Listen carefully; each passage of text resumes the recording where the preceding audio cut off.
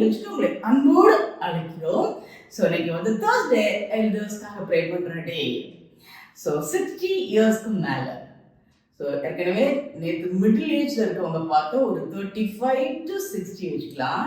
So இது 60 இயர்ஸ்க்கு மேலே. ஸோ அவங்களுக்கெல்லாம் இன்னைக்கு ஒரு சூப்பர் வேர்ஸ் மார்னிங் நம்ம கேட்டோம். அவங்களுடைய சத்துருக்களுடைய இஷ்டத்துக்கு நான் ஒப்பு கொடுக்க மாட்டேன். அவங்க விரோதமாக எழும்புறவங்களுடைய இஷ்டத்துக்கு நான் ஒப்பு கொடுக்க மாட்டேன். அது யாரா இருந்தாலும் சரி, சரிங்களா? ஸோ ஒப்பு கொடுக்க மாட்டேன். எப்படி இருக்கும்போது அந்த மாதிரி ஒரு கிருபை கிடைக்குது, சத்துருக்களின் இஷ்டத்துக்கு ஒப்பு கொடுக்க மாட்டேன் அப்படின்னு சொல்லிட்டாரு. யாருன்னு பார்க்கலாமா? வாசிக்கிறேன். சங்கீதம்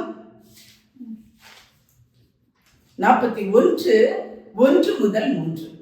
பொறுமையா கேளுங்க. வசனம் தான் நம்ம கிட்ட பேச போது, வசனம் மூலமா தான் நமக்கு ரட்சிப்பு கிடைக்க போகுது, வசனம் மூலமா தான் நமக்கு அந்த கிருபை, எல்லா கிருபையும் கிடைக்க போகுது. ஸோ வசனத்தை வாசிக்கிறேன். சங்கீதம் 41 முதல் 3. சிறுமைப்பட்டவன் மேல் சிந்தையுள்ளவன் பாக்கியவான், தீங்கு நாளிலே கர்த்தர் அவனை விடுவிப்பார். கர்த்தர் அவனை பாதுகாத்து அவனை உயிரோடு வைப்பார். பூமியில் அவன் பாக்கியவானாய் இருப்பான்.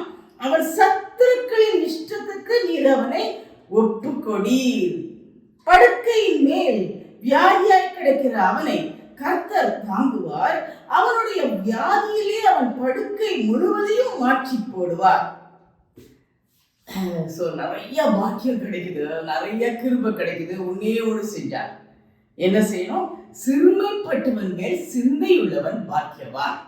சிறுமைப்பட்டவங்க மேல உங்களுக்கு சிந்தை இருந்துச்சுன்னா, சிறுமைப்பட்டவன் மேல உங்க பரிதாபம் இருந்து அவங்களுக்கு உதவி பண்ணீங்கன்னா, சிறுமைப்படும் போது எந்த வகையிலும் சிறுமைப்படும் போது அவங்களை நீங்க வந்து கேர் எடுத்து பார்த்தீங்கன்னா, நீங்க உங்களால போக முடியிட்டா கூட அந்த மாதிரி காரியங்களை கேட்கும் போது அவங்களுக்காக நீங்க ஜெபம் பண்ணீங்கன்னா, அவங்க மேல உண்மையான மனதிற்கும் வச்சிருந்தீங்கன்னா, சிந்தை வச்சிருந்தாலே போதுங்கிறார். சிந்தை வச்சிருந்தாலே ஓடி போய் ஹெல்ப் பண்ணோம், ஓடி போய் அப்படி பண்ணணும். அவங்க மேல ஒரு மனதிற்கும், ஐயோ இவ்வளோ கஷ்டப்படுறாங்களே, ஈவன் உங்களால முடியலாம் கூட யாரையாவது வச்சு உங்களுக்கு உதவி பண்ணுங்கப்பா அப்படின்னு ஜோம் பண்ணீங்க பார்த்தீங்கன்னா, அந்த சிந்தை இருந்ததுன்னா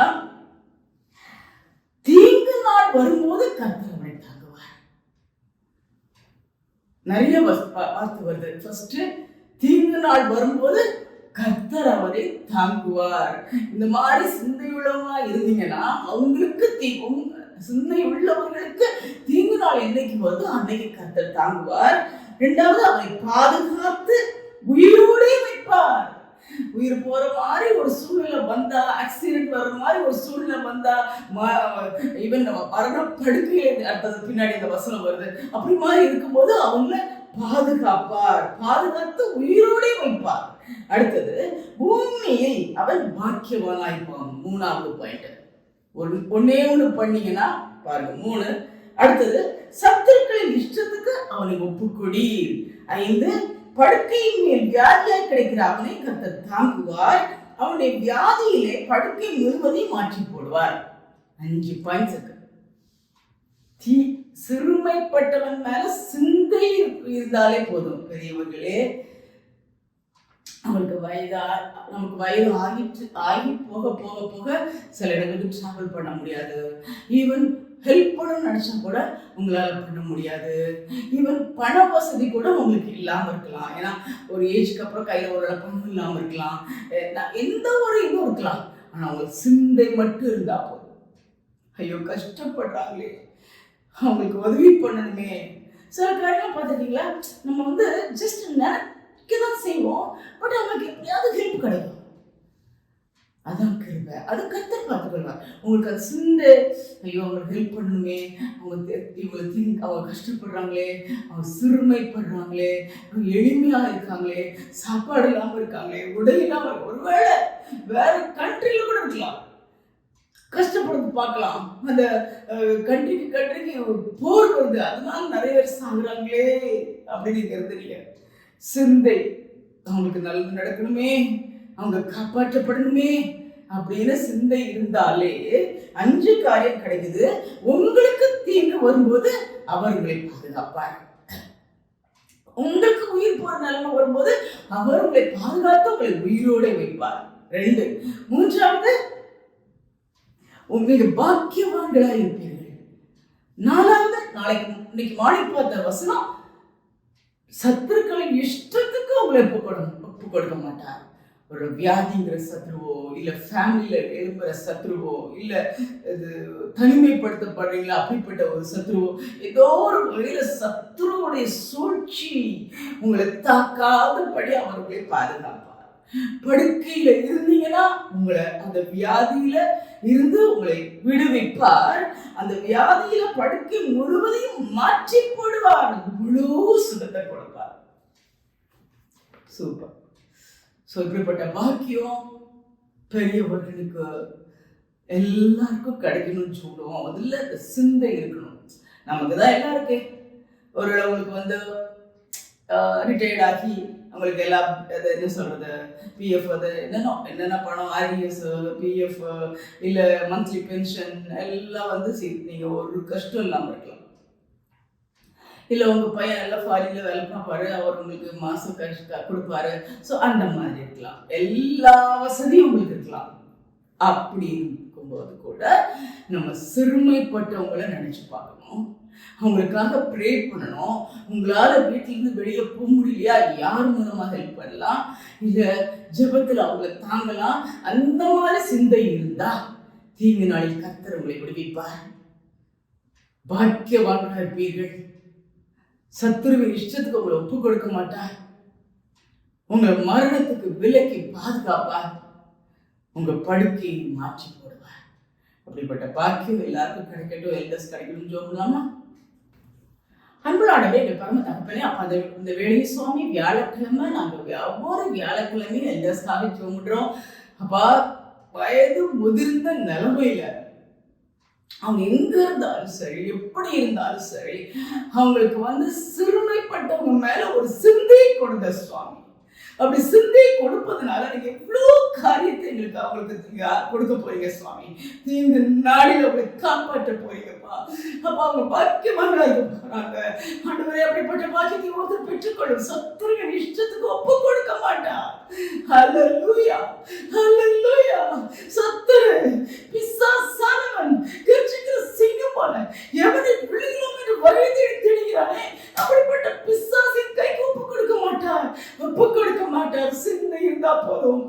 கஷ்டப்படுறவங்க மேல ஒரு அனுதாபம், அப்பா அவங்களுக்கு ஏதாவது செய்யணுமே, அப்பா அவங்களுக்கு மேல ஒரு சிந்தையை கொடுங்கப்பா. எவ்வளவு சுகபோகமா வாழ்ந்தாலும் சரி, எளிமையான நிலைமையில இருக்கிறவங்களுக்கு அப்பா உதவிக்காரங்க ஏந்திரவங்களுக்கு அவங்களுக்கு ஏதாவது நல்லது பண்ணணும், கொடுக்கணும் அப்படிங்கிற சிந்தையை கொடுத்தால், சிந்தை இருக்கணும். அந்த சிந்தையை கொடுங்கப்பா. அது மூலம் அவங்க ஆசீர்வாதத்தை பெற்றுக்கொள்ளும். அப்போ அவங்க படுக்கையை மாற்றுவேன்னு சொல்லுகிறேன். அவங்க உயிரோட காப்பேன்னு சொல்லுகிறேன். அப்பா, சத்துருவின் இஷ்டத்துக்கு ஒப்பு கொடுக்க மாட்டேன்னு சொல்லி எவ்வளவு நல்ல நல்ல வசனங்கள் சுவாமி. அப்பா, அப்படிப்பட்ட பாக்கியத்தை ஒவ்வொருவரும் பெற்றுக்கொள்ளட்டும் சுவாமி. ஒவ்வொருவரும் பெற்றுக்கொள்ளட்டும். எந்த நிலைமையில எங்க இருந்தாலும் வயோதிபர்கள் அப்பா 100 வயசுல இருந்தாலும், அவங்க தள்ளாடுற வயசுல இருந்தாலும், அவங்களே படுக்கையில இருந்தாலும், இப்படிப்பட்ட சிந்தை இருந்துச்சுன்னா அவங்க படுக்கையை மாற்றி போடுவேன் என்று சொல்லியிருக்கிறேன் சுவாமி. ஒருவேளை ஐசியூல உயிர் போற நிலைமையில இருந்தாலும், ஆண்டவரே பலவித வியாதிகளால் அழுந்தி இருந்தாலும், அவதிப்பட்டு கொண்டு இருந்தாலும், இப்படி ஒரு சிந்தை இருந்துச்சுன்னா, சிறுமைப்பட்டவங்க மேல ஒரு சிந்தை, இரக்கம், கருணை இருந்துச்சுன்னா அவங்களுக்கு அந்த உயிரோட காப்பேன் என்று சொல்கிறேன் சுவாமி. அப்ப அப்படிப்பட்ட பாக்கியம் ஒருத்தர் கிடைக்கட்டும். பிசாசுடைய இஷ்டத்தை ஒப்பு கொடுக்க மாட்டேன். பிசாசு யார் மூலமா வரலாம்? பிள்ளைகள் மூலமா வரலாம், இல்ல சகோதர சகோதரி மூலமா வரலாம், இல்ல யாராவது வெளியில் உள்ள மக்கள் மூலமா வரலாம், இல்ல வியாதியே பிசாசு கொண்டு வந்ததா இருக்கலாம். எது இருந்தாலும் சரி, அவனுடைய இஷ்டத்துக்கு நான் ஒப்பு கொடுக்க மாட்டேன். Thank you Jesus, thank you. கோடி கோடி ஸ்தோத்திரம், கோடி கோடி ஸ்தோத்திரம். அது மட்டும் இல்லை சுவாமி, ஆண்டவரை படுக்கையா அதை மாற்றி போடுவேன்னு சொல்லிக்கிறேன். ஸோ இதுக்கெல்லாம் பாக்கியவானா இருப்பாய்ன்னு சொல்லியிருக்கிறேன். அந்த வயதான காலத்துல ஒரு பிளஸட் பர்சன் அந்த உலகத்துல இருக்கணுமே ராஜா. அதற்கு உடைய கிருபை, அதற்கு உடைய கிருபை. ஒன்னே ஒண்ணு, அப்பா, சிறுமைப்பட்டவன் மேல சிந்தை வைக்க கிருபை தாங்க. சிறுமைப்பட்டவர்களுக்கு கொடுக்கக்கூடிய கிருபை தாங்க. சிறுமைப்பட்டவர்களுக்காக ஜெபிக்கக்கூடிய கிருபை தாங்க. சிறுமைப்பட்டவர்களுக்காக ஆண்டவரே பேசியில யார் மூலமாவது அந்த கிருபை பெற்று அவங்க கிருபை கிடைக்க கிருபை தாங்க சுவாமி. அவங்களுக்கு உதவி செய்ய ஆண்டவரே அந்த மனதை கொடுங்கப்பா. அந்த மன சிந்தையதான் கேட்கிறார். அவர்களுடைய சிந்தையை ஒவ்வொருத்தருக்கு கொடுத்து அதன் மூலம் இந்த பாக்கியத்தை எல்லாம் பெற்றுக்கொள்ள நீ கிருபை கொடுக்க போயிருக்கா. ஸ்தோத்திரம், கொடான கொடி ஸ்தோத்திரம். அப்பா அந்த ஜெபத்தை நீ கேட்கிறீர், கேட்டு பெரிய காரியங்களை செய்கிறீர். ஹல்லேலூயா, உமக்கு நன்றி, கோடி கோடி நன்றி, கோடி கோடி நன்றி, கோடான கோடி நன்றி. துதிப்புகள் மகிமையோடு எடுத்துக்கொள்ளும் இயேசு கிறிஸ்துவின் நாமத்தை கேட்டீர்கள் பரமபிதாவே. ஆமென், ஆமென். Praise the Lord. வீட்டில் ரிட்டையர்ட் லைஃப்பில் இருப்பீங்க, ரொம்ப ஃப்ரீயாக இருப்பீங்க. உங்களுக்கு இதெல்லாம் கேட்குறதுக்கு நிறைய டைம் இருக்கும். ஈவன் மிடில் ஏஜ் பீப்புளோ இல்லை யூத்தோ அவங்களுக்கு டைம் இருக்கிறதெல்லாம் உங்களுக்கு ரொம்ப டைம் இருக்கும். ஸோ நான் கொஞ்சம் இதை கூட சேர்ந்து ஜோம் பண்ணுங்க, கூட சேர்ந்து ஜோம் பண்ணுங்க. நிறைய பேர் நம்ம யூஸ்ஃபுல்லாக இருக்கணும். அது சிறுமைப்பட்டவங்க சிந்தை உள்ளவர்களாக இருக்கணும். ஸோ உங்கள் ஃப்ரெண்ட்ஸுக்கெல்லாம் ஷேர் பண்ணுங்க, கூட சேர்ந்து ஜோம் பண்ணுங்க. அதன் மூலமா பெரிய ஆசீர்வாதம் கிடைக்கட்டும். நீங்க பாக்கியவான்களா இருக்கணும். உங்களுடைய படுக்கையை அவர் மாற்றி போடணும். உங்களை உயிரோட பாதுகாக்கணும். பிசாசு கையில உங்களை ஒப்பு கொடுக்க கூடாது. அவங்களுடைய இஷ்டத்துக்கு உங்களை ஒப்பு கொடுக்க கூடாது. அந்த மாதிரி ஒரு கிருபையை கர்த்தர் தந்துடுவாராக. Thank you, God bless you. எங்களுக்காகவும் ஜோம் பண்ணிக்கோங்க. இந்த வீடியோ ஒவ்வொரு நாளும் இது ரெக்கார்ட் பண்ணி அங்கே ஒருத்தர் எடிட் பண்ணி அதை போஸ்ட் பண்ணி நிறைய இருக்குது வேலை. ஸோ அதுக்காகவும் ஜோம் பண்ணிக்கோங்க. நிறைய பேர் பார்க்கணும், அது மூலம் ஆசீர்வாதம் பெறணும். கூட சேர்ந்து ஜோம் பண்ணுறது மூலமாக அவங்களுக்கும் அந்த பயன் கிடைக்கணும் அப்படின்னு ஜோம் பண்ணிக்கோங்க.